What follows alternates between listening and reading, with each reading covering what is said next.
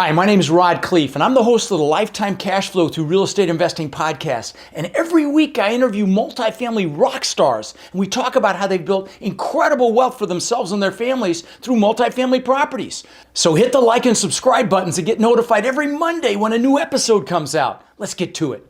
Welcome to another edition of How to Build Lifetime Cash Flow Through Real Estate. I'm Khleif, and I am thrilled that you're here. And I know you're going to get tremendous value from the lady we're interviewing today. Her name is Alison Williams, and she's Senior Vice President and Chief Production Officer with Walker Dunlop, which is really kind of one of the big elephants in the room when it comes to commercial real estate debt. And so we're very excited to get into all sorts of topics around commercial real estate finance. So welcome to the show, Alison. Thank you, Rod. Really great to be here, and I appreciate the invite. You bet. Let me turn my internet and my Outlook off so it stops beeping at us. Okay, so why don't you just take a minute and talk a little bit about your background? It was very impressive when I read your bio, and you'll do a much better job than I will. So please take it away. Absolutely. So I'll kind of start with how I got into the business. So I actually went to Florida State University and dual majored in real estate and in finance. And coming out of school, I joined Legg Mason Real Estate Services, which eventually was acquired by Northmark Capital. But I've been in this exact industry for 20 years now.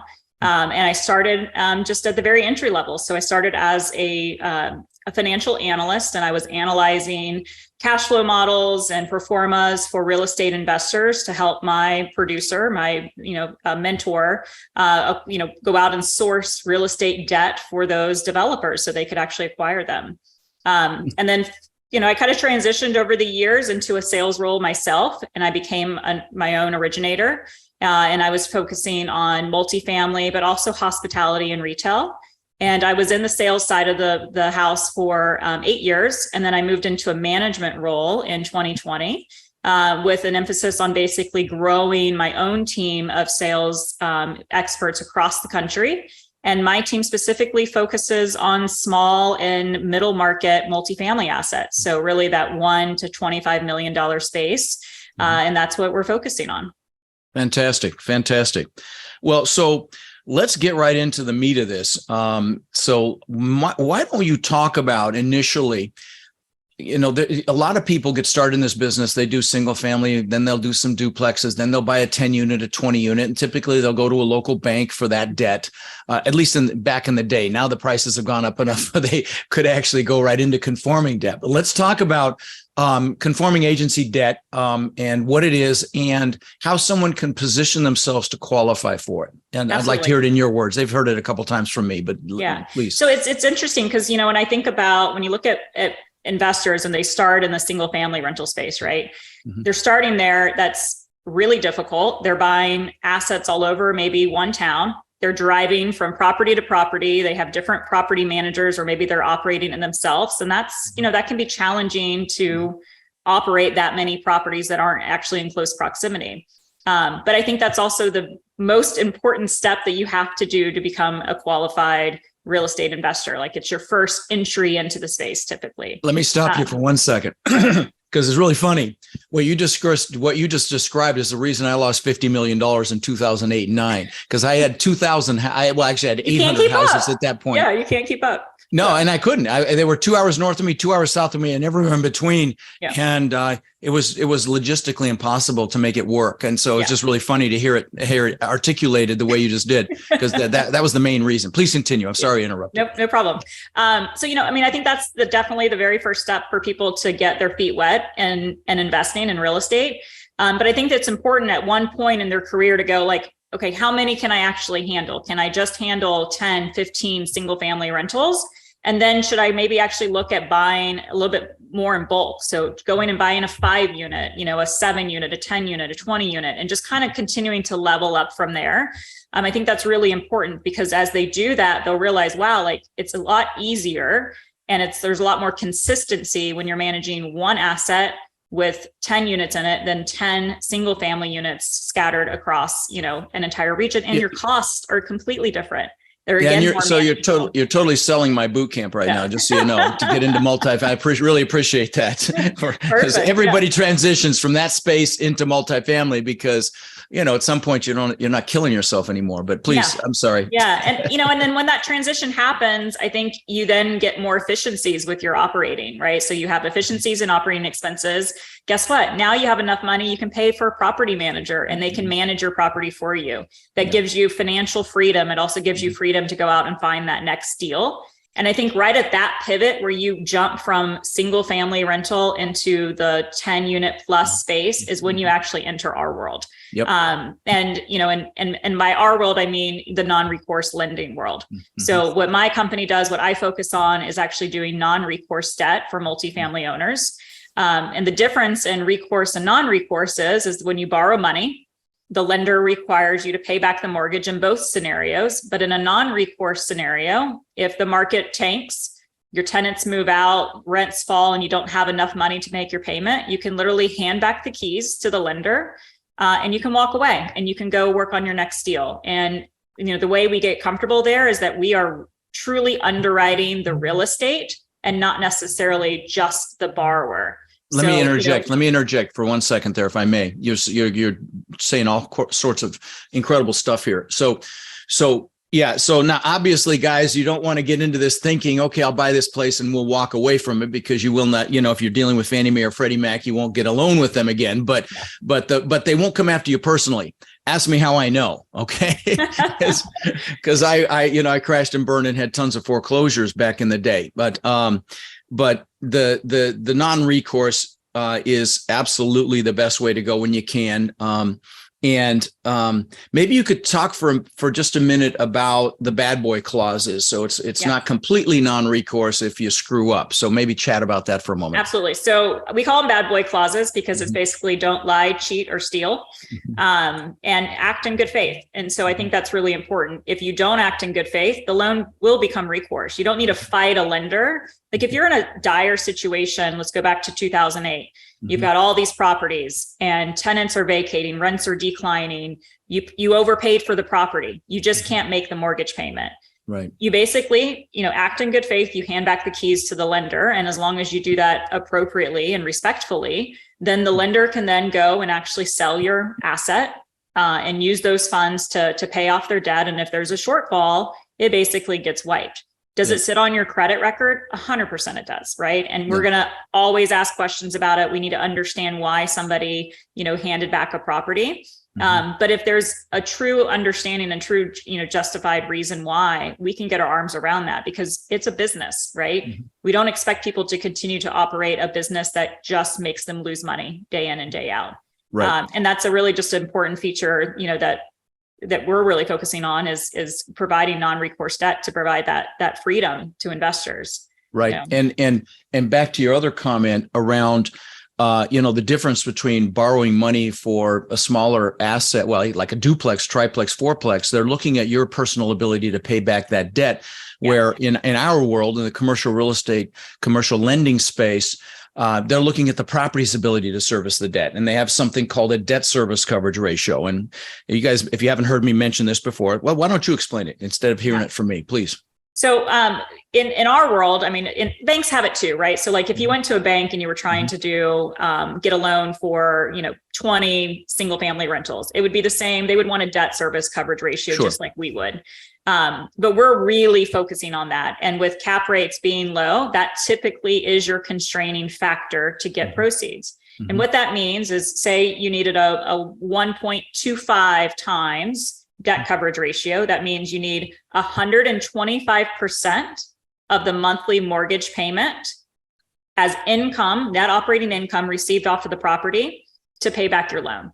And so we want to know that there's this excess cash flow there to handle hiccups, right? We're not doing loans to take them back. That's not what we want to do. We want to make sure that there's enough cash flow there to handle deferred maintenance and unforeseen circumstances. But, that cash flow to us is truly how we get comfortable with real estate assets. Sure. And if you do have to take it back, that it'll cover the debt. Yeah. And so could you explain loan proceeds? Because that confuses my students from time to time. What does that mean? Yeah. So I think another thing too, right? Like down payment versus equity. We, in the commercial real estate world, we call it equity. How much equity or cash are you bringing to the table? I think it's more common in the single family rental space to call it down payment. They're both the same thing. So if you had a 75% loan to purchase price or loan to current value, appraised value, that means you're bringing 25% down payment or cash equity to the table. And your proceeds would be that 75% of that valuation. That's the loan proceeds. That's the unpaid principal balance that you would have on that mortgage. And just so you understand, guys, if let's say you're being underwritten for one of these loans, and let's say your debt service coverage ratio requirement is 1.25, which is very common. Sometimes it's more depending upon, a tertiary market or something like that, but it's very common to be 1.25. Let's say it doesn't quite come in there. And then what'll happen is they will lower the loan proceeds, meaning your loan amount's going to go down. Okay. So proceeds confuses people. It just means your loan amount's going to be less. Okay. So to simplify it. So let's talk about, once someone makes that transition from the single family space, small residential space to commercial real estate, how do they qualify for conforming debt to be in your space? Yeah. So a lot of it's experience. So it's showing a successful track record.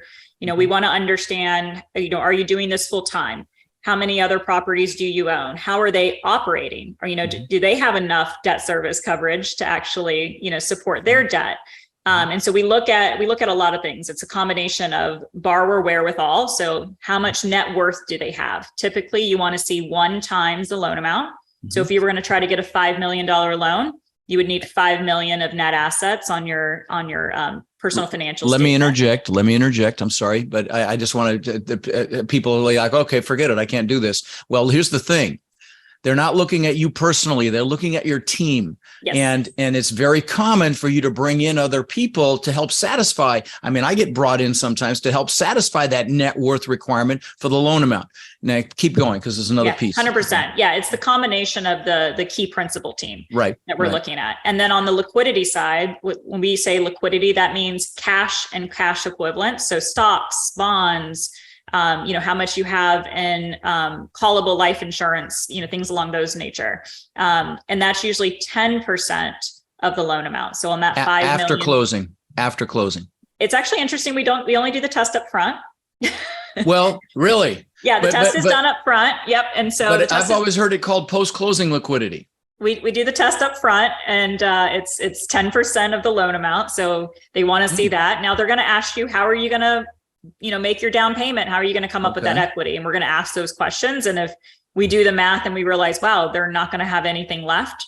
Yeah, that's troublesome. But, we are looking again at the combination of all those key principles, all those managing members that are coming together to actually do the deal. It's very, very, very rare in our space to have a single owner actually own the property. Right. It's a team sport. Yeah. You guys heard me say it. You guys heard me say it.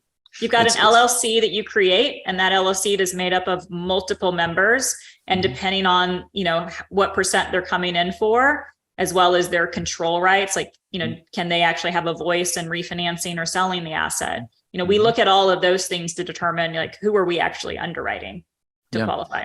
No, I mean, listen, guys, this is why everybody typically gets, does their first deal or two with someone that's done it before. Yeah. Now, talk about Fannie's, the Fannie card requirement. Yeah. So agency requirements. So this is Freddie Mac and Fannie Mae, and obviously they're a massive player in single family, but they're also a massive player in multifamily. And so, each of them have about an $80 billion market cap a year, which means they're putting out about $80 billion each and financing for multifamily assets. They also have a mandate to always be in the market. Like no matter in a downturn or whatever, they have to provide liquidity. That is part of their mission statement, which is, awesome for right now and going into 2023. And we're going to talk about that. We're going to talk about that a little more in just a minute. But, So what makes that, unique is that along with that is non-recourse financing, but you have to meet certain requirements. And those requirements are the net worth and liquidity requirements I just spoke about. They typically want to see you own 3 or more properties of similar Like, so if you own a 10 unit, they want to see, somewhere between 5 and 10 units that you also have been operating recently, or you can just own one asset for several years, but they want to see that track record. They want to see that you've done it. We've easily qualified sponsors that had only a single family rental portfolio, and they came to us and they showed us this massive track record and that they were able to operate that successfully. We can go in, we can actually make that case for our borrowers, and we can get them approved. It's not just a given, but it's definitely something that we go in for all the time. Or you bring somebody in that's done it, and they get a piece of the deal. They sometimes that one person can satisfy all three of these requirements: the net worth, the liquidity, and the experience requirement. That's very common. It's very commonly called a sponsor. But you have to have a relationship with them. They have to trust you. They're going to be actively involved because they're on the hook.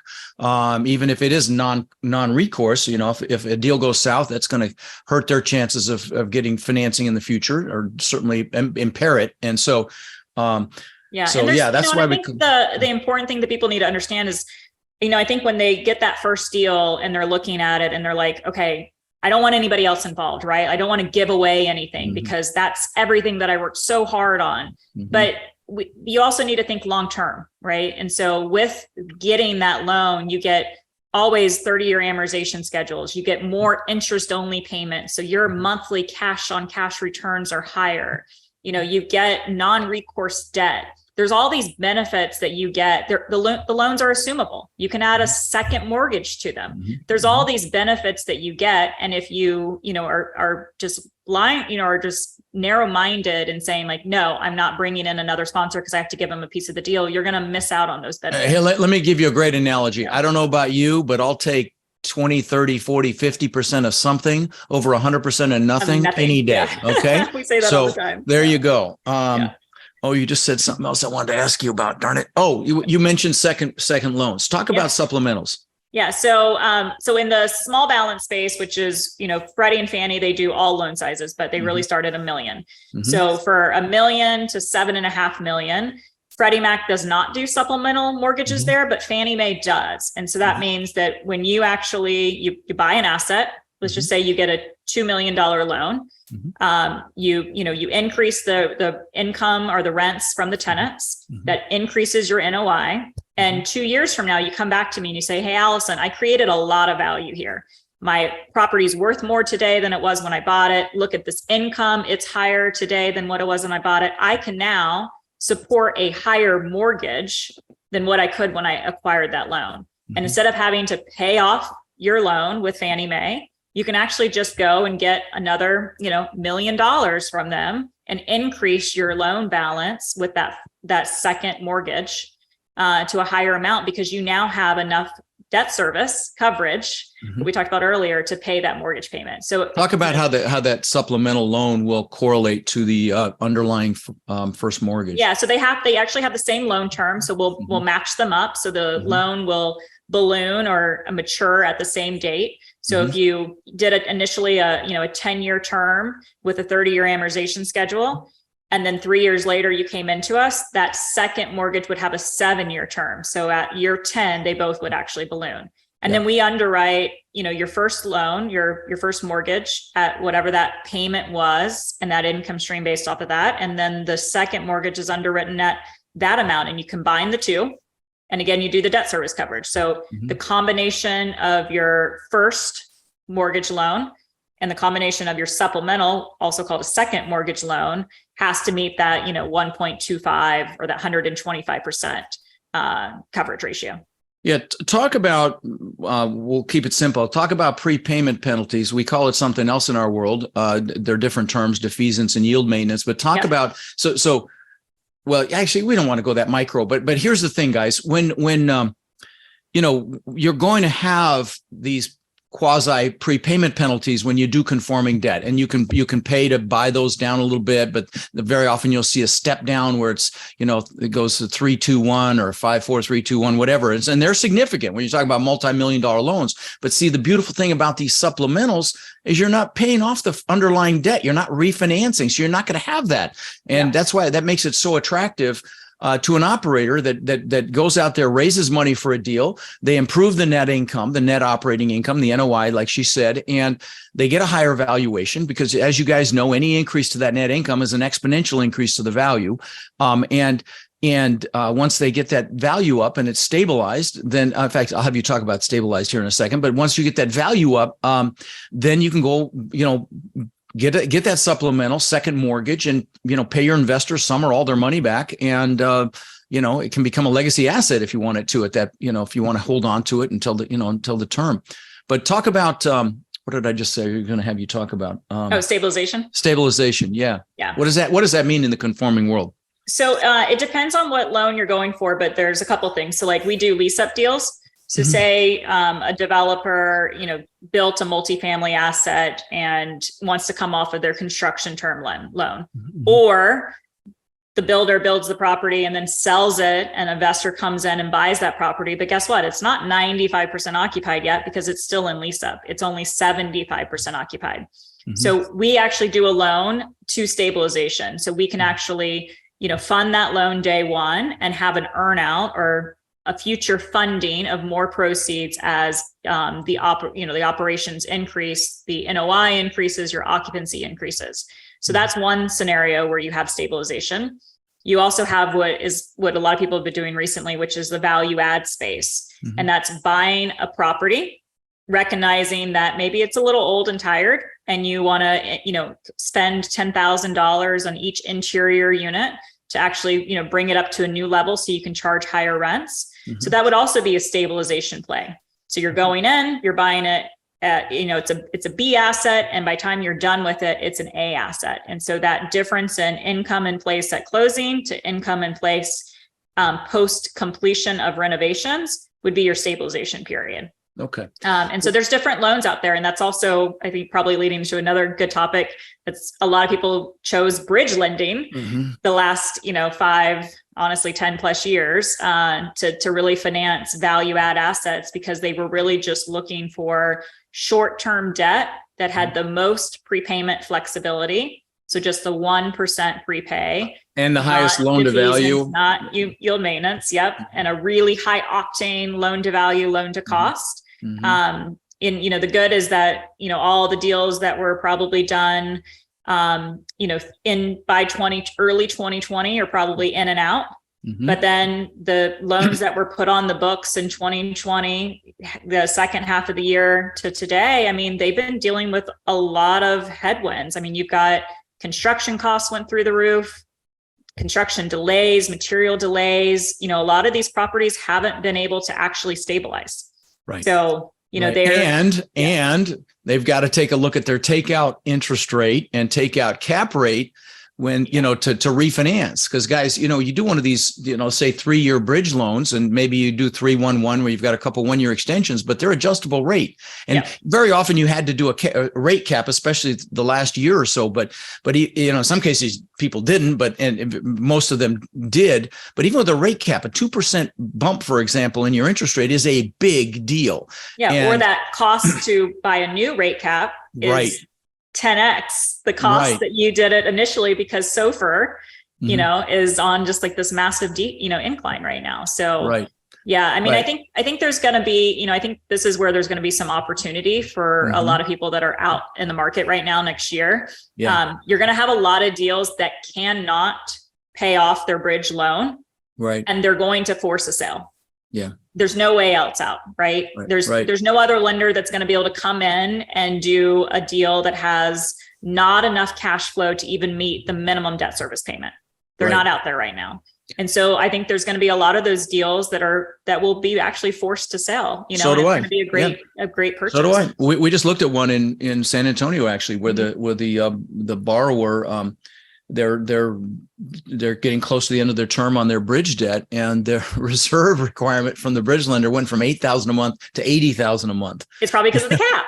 The cap cost. It's literally, that's how much it's gone up, because they bought a cap in the initial. So let's think about time period here. So if you bought an interest rate cap, for a floating rate deal in 2020, and you bought a 3-year term, that cap, you probably bought a 1% strike rate, which means that if SOFR or LIBOR at the time, got to 1%, the cap kicks in and helps pay your mortgage payment. It's like an insurance policy. Well, today, if you wanted to go buy that and say that cap cost you, $100,000, if you wanted to go buy that cap today, it's going to cost you probably about $3 million to try to go buy it. That's just for the rate cap. Work. You can't That's do it. just for the insurance, guys. Just That's for the insurance. It's basically an insurance policy. So, so there's that situation where that escrow just, and the lender has to have it because it has to protect them to make sure that, that the borrower can actually support the debt service payment. Because a lot of these deals cannot and will not work if you have to use a 6 or 6.5% interest rate. Right. They just don't work. Right. So why don't you talk about for a minute how commercial real estate debt is priced? Like in the single family space, you see these interest rates go up. I remember when I started in the business, when I was 18, the interest rate was 18%. I'm 62 years old. And I remember doing backflips when it hit 7. Okay. I'm getting excited when it hit 7%. People are now freaking out that it's approaching 7 or might have even gotten there. But so talk about the difference between that, the short-term interest rates versus commercial. Yeah. So there's 2 options. So you can do, fixed rate, which is priced over treasury bills. So you have, a 5-year treasury bill, a 7 or a 10-year treasury bill. It's always posted on the Wall Street Journal. And basically there's, what we call a spread. And that is the lender determines a spread, which is part of its risk. So there's a risk piece to the spread, and then there's a profit piece to the spread. So, like they want to make sure they get a return on their investment. And that spread is priced over a treasury. So say today, the 10-year is, let's just call it 4%. It's actually less, but let's call it 4%. And say the lender wanted a spread of 2.5%, or what we would call 250 basis points, the same as 2.5%. Then your rate today would be the 4% 10-year treasury plus the 2.5% spread. So a 6.5% rate for that 10-year term. And that's fixed rate money. And then you have floating rate money, which is, borrowers usually go into floating rate for a couple of reasons. One, they're doing a bridge loan, so they have a short-term nature in terms of their hold period.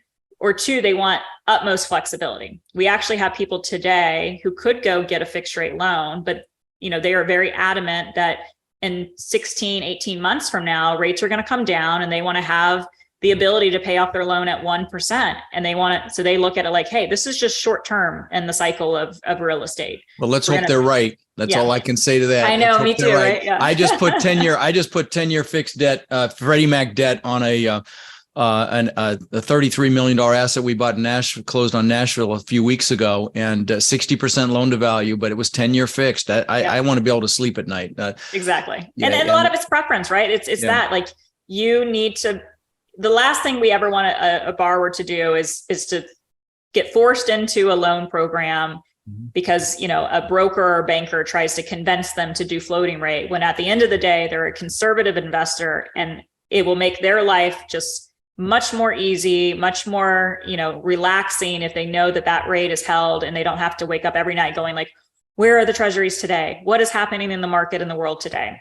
But the treasuries move based on like what's happening in the market. So when CPI dropped, CPI dropped last week, we saw a reduction in fixed rate loans for us. So where, the 10-year treasury was 4.3%, it all of a sudden dropped down to 3.8%. So that's massive drop. Huge. But the spreads didn't change because the risk is still the same. That return is still the same. But you all of a sudden were able to get a borrower a loan with an interest rate less than 6% today. But last week it would have been, 6.3%. Yeah, I mean, this deal we did was at 5.4. We got 5.4 fixed for 10 years. But I will tell you, a year ago on an asset I just came back from in San Antonio yesterday, this morning actually, but was 3.2%. Yeah. So to see the massive increase, but it still is. It's not as volatile and doesn't go up as fast as like residential mortgage rates and things like that, because it's based on this 10-year treasury or treasury period. Historically, if you look at it, I mean, the movement we've had in treasuries, like this is this is like a one-time, like black swan kind of scenario. I mean, we have not seen these massive 30 basis points, jumps in a single day in my 20-year history. Yeah. Like this is not normal. This is all being driven by, the macro and the micro and then the inflation. Well, so let's talk about that. Let's talk about that. With your 20-year experience, I'd love to hear, let's crystal ball for a minute. I'm very bearish, but I'm sure, it's in your nature not to be with the business that you're in, but I want your opinion about when you think these rates are going to come back down. And if you have some basis for your opinion, I'd love to hear it. Yeah. So, yes, the Fed, I kind of laughed because, the CPI drops and everybody's like, okay, great. By the way, that's the consumer price index, guys, the CPI, sorry, if you don't know what that means. Okay. So that's like, we're like quantifying where inflation is today. And so that dropped, I think, to 7.9% from 8.2 or 8.3%. Yeah, I would call BS, but okay, let's keep going. And the Fed wants inflation back to 2 or 3%. Right. We still have a long way to go. We're not there. And I think it's a little foolish to think that the Fed is going to immediately pause on continuing rate hikes because we just dropped to 7.9. That's not enough. They're going to have to continue to put the gas on the pedal. There's a lot of risk there. I mean, it could throw us into somewhat of a recessionary environment. And so that's concerning, right? Like it's a balancing act. You got to figure, I do not wish to be that person right now. But I think long-term, we will come back down. I think interest rates should be in that 4.5% to 5.5% interest rate range. I think looking in the rearview mirror, they never should have been 2.5% to 3.5% rates. Agreed. That was unbelievable. We've never seen that happen before. That was an anomaly. We cannot think that is reality. And we need to think like, okay, let's get back to 5% interest rates because that is how business has always operated in that realm of, 4.5% to 5.5%. So my crystal ball is we're in this probably at least until the end of next year. I agree. And then, we should start to see some decreases in rates, but I don't think we're going to get back to that 3% rate, nor should we. I don't either. Yeah, I don't created, the current situation. I mean, it gave everybody access to so much capital. It drove prices up and, became very unaffordable for people to invest. And, I think we need to get back to very normal, like 2018, 2019 levels. Like that is where we should be headed. I agree completely. Yeah. I will tell you, I think we're already in a recessionary environment personally, but I mean, we're seeing decreases. Yeah, for sure. And I saw Jamie Dimon, head of Bank of America say that he thinks it's going to be worse than a recession, and some big players in the world, Elon Musk on YouTube is quoted saying they're lying to you. It's going to be a bigger crash than they say. We won't talk about Kiyosaki because he's always doom and gloom, but he says it's going to really be ugly, but let's hope not. But again, guys, with crisis comes opportunity. And on that note, 100%. If you're thinking about getting into this business, for God's sakes, get your butt to my next boot camp. It's coming up in January. Get up to speed as quickly as you can because there's going to be opportunity. I know there's going to be opportunity regardless of how bad it is. If it gets really bad, there's going to be more opportunity. But regardless, there's going to be opportunity with the bridge debt, with, some of these operators that got into this business when everything's going fantastic that have never asset managed through a downturn, don't know how to maintain their occupancy and really keep their assets full. And probably going to get some of them going to get their butts handed to them, But, or like the true syndication market where, the main investor might have 1% in the deal and they have a lot of investors that are in it, but it's not really that friends and family network where, you can pick up the phone and call them when there's a capital call. Like they're not there when there's a capital call.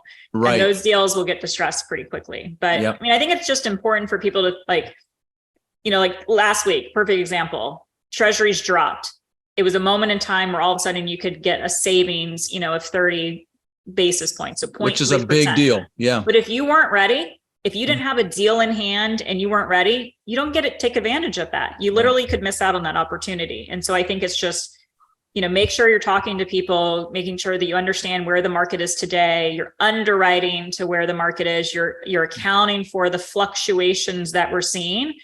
And, just hope that you're one of the lucky ones that gets to time it perfectly and pick up that extra savings here and there. And you underwrite conservatively, not aggressively. Yeah. You have operating reserves. You have money in the bank just in case the what hits the what. Yeah. You're not stretching the envelope like a lot of people have done this last year and a half, 2 years. Like Warren Buffett's famous quote, be fearful when others are greedy. There's been some greed the last couple of years, and then of course the flip side of that is be greedy when others are fearful, and fear is coming. So, there's some real opportunity coming. Well, listen, Alison, I really appreciate you coming on the show. It's been a real treat for me because you obviously really know what you're doing. And so thank you. And I apologize for interrupting you a couple of times. Sometimes I love the collaboration here. So that was great. Well, thanks again. And I'm sure we'll talk again very soon. All right. Thank you so much, Rod. Thank you. Bye. Rod, I know a lot of our listeners are wanting to take their multifamily investing business to the next level. Now, I know you've been hard at work helping our Warrior students do just that using our ACT methodology, which is awareness, close, and transform. Can you explain to the listeners how they can get our help? You bet. Guys, we've been going nonstop for 3 years, building an amazing community of like-minded people. And our coaching students, which we call our Warriors, have had extraordinary results.